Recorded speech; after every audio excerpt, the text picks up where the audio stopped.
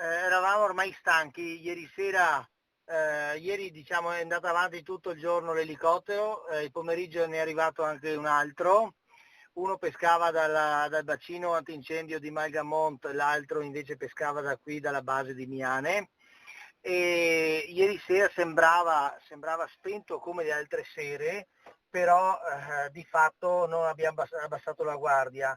Ciò che ci ha fatto sperare ieri sera poi è stato quel temporale che non avrà fatto tanta acqua, ma è quella che è bastata e stamattina abbiamo fatto un giro di ricognizione per essere sicuri. Tira un sospiro di sollievo il sindaco e tutta la comunità che si è impegnata durante l'emergenza legata all'incendio che la scorsa settimana ha interessato il territorio di Miane.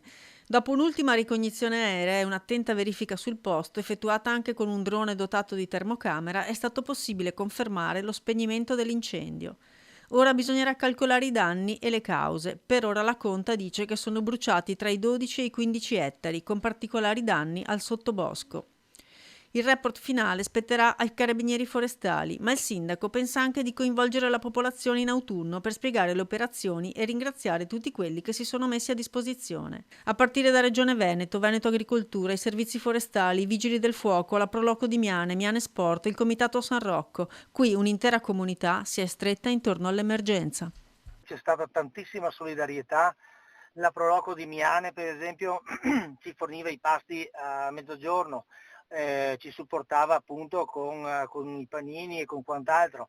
L'associazione sportiva ASD Miane Sport ha fornito tutta la parte dell'acqua e altro supporto.